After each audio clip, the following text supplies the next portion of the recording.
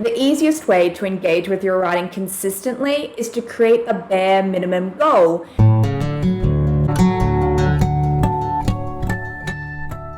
Welcome back to my channel. My name is Tara East. I'm a writer, blogger, YouTuber, and the author of the mystery novel Every Time He Dies. And in today's video, I want to talk about the idea of creative consistency. If you're just starting out, or if you're trying to build a creative routine, then your long-term success is dependent upon your ability to be consistent. The easiest way to engage with your writing consistently is to create a bare minimum goal. Try to think of something that you can aim for that is actually realistic and you could achieve every day, or thereabouts. It is way easier to write for 10 or 15 minutes every morning than it is to pump out 2,000 or 3,000 words on a Saturday morning. I fully acknowledge that many writers have other jobs. They have full-time jobs that pay the bills. So you may be tempted to then leave your writing for the weekends only. However, if you choose to do this, make sure that it is an active choice and that you're not falling into the trap of tomorrow thinking. What I mean by tomorrow thinking is how you will somehow be ideal and perfect tomorrow and all of the conditions around you will be ideal and perfect tomorrow. You know, when you fall into the trap of, I'll do it tomorrow. I'll have more energy tomorrow. I'm too busy today, but tomorrow I'll have heaps of free time. When you fall into tomorrow thinking, or when you allot all of your writing time to one particular day, you end up putting all of this pressure on yourself to achieve this big, ambitious goal. And this can quickly become really intimidating, and you might actually be setting yourself up for failure. The problem is when you set these big goals of, I'm going to write 2,000 words every Saturday morning, this is basically just bait for your inner critic. You are supplying them with ample opportunity for self-doubt and imposter syndrome to creep in. And the additional problem with grandiose goals is that they do not allow or take into consideration things like interruptions or your own energy levels. I mean, think about it. Are you really gonna wanna write 2,000 words on a Saturday morning after a full week of work? Does that sound inspiring to you? Is that something that appeals? Now, maybe that does sound appealing to you, but for some people, this type of goal might be more intimidating than inspiring. For many writers, it is far better to create a goal that is small but meaningful. Try and think of a word, time, or even a feeling goal that you could set for yourself and that is achievable on your average day. Can you write for 10 minutes?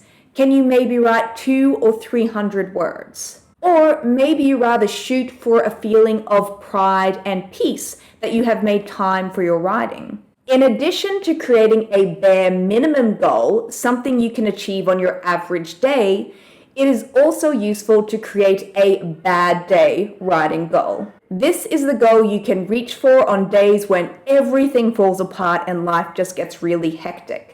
Think about what is the smallest amount of words you could do on a day when everything falls apart. Maybe it's 50 words, maybe it's 2 sentences, maybe it's 2 minutes of writing. Now, the reason why you set up this goal is because it's a way to reaffirm to yourself that even when everything else is falling apart, you still showed up and made time for your writing in some way. Now remember, the minimum goal and your bad writing day goal, they're not ways for you to burn yourself out. That's not what we're about here.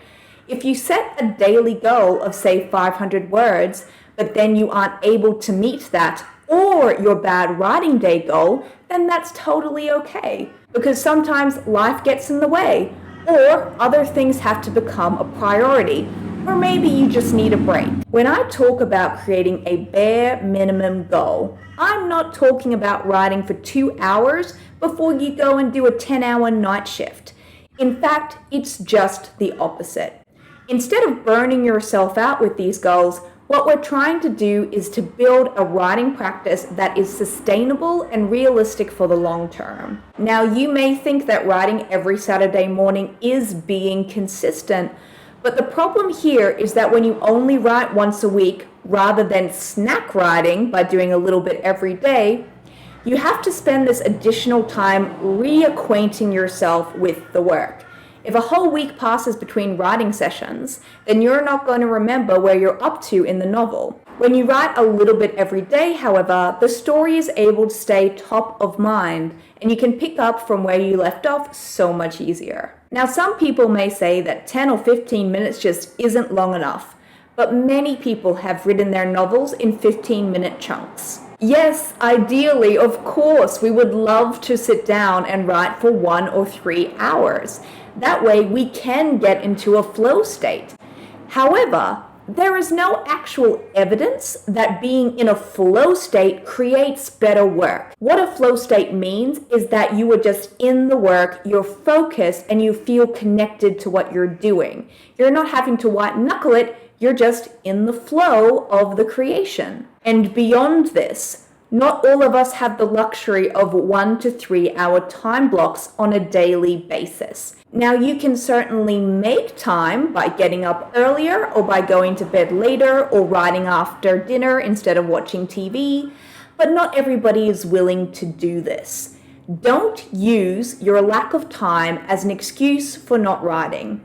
If you can't or if you won't block out this bigger chunk of time, then you need to find a way to work in bite-sized chunks. Okay, I hear you. You sit down to write and nothing happens. You sit down, you open your computer, you stare at the blank screen, and nothing comes. So instead, you start scrolling on your phone, maybe you check your email, or if you're super disciplined around technology, maybe you just stare out the window. Now, if this is you, the issue may be perfectionism, in which case you need to give yourself permission to write a bad first draft. Now, yes, of course, there are times when we need to hold ourselves and our art to a higher standard, and we need to try harder and produce better work, but not while you're writing that first draft, or while you're simply just trying to establish a writing routine. Progress is better than perfection in this case. You just need to start and leave all of those perfectionist attitudes till way later in the process. The thing you need to remember is that no one is going to see your bad draft unless you show them. Now, it may be really deflating to discover that your first draft doesn't resemble the same published novels that are on your bookshelf, but everybody's first draft is bad. Do not let perfectionism or comparison stop you from writing your story. You are perfectly capable of editing a bad draft, and there are a slew of professionals out there who are perfectly capable of helping you too. Now, I will acknowledge that there are some writers out there that really thrive on being inconsistent. Not everybody is a daily writer. There is no one way to write. There are writers out there who call themselves binge writers, and for them, it is much easier to sit down and write for 8 hours straight for 3 days, and then to not write for a whole month. Now, maybe you are a binge writer, but I urge you to please give the daily method a go first, just in case you're falling into the romantic idea of only writing when inspiration strikes. Now, of course, there are some really famous binge writers. Cheryl Strayed, author of Wild, is one of them. But this is a very difficult way to approach creativity. So don't adopt this narrative as your own just because you think it's romantic or because you see it as a way to opt out of the hard work of regularly connecting with your story. Inspiration, of course, makes writing easier, but creating a habit is far more dependable. When you show up consistently, those 100-word chunks and those 10-minute sprints really start to add up. Promise. Now, I'd really love to hear from you. Do you have a consistent creative practice, or is this something that you are trying to work on yourself? Please leave a comment below because I'd love to know. Now, if you'd like even more writing advice, you can head over to taraeast.com and dive into the archives. Of course, you can also check out the other videos on this channel. If you'd like to join my newsletter, I'll send you a free gift because that's the kind of person that I am. And you'll also get a weekly newsletter from me every Thursday morning containing a little letter by me, some resources, some juicy quotes, and of course links to that week's blog and vlog. Thank you so much for showing up today and for watching this video. I so appreciate it. Stay safe, stay calm, and keep writing because the world actually does need more books. I'll see you next week.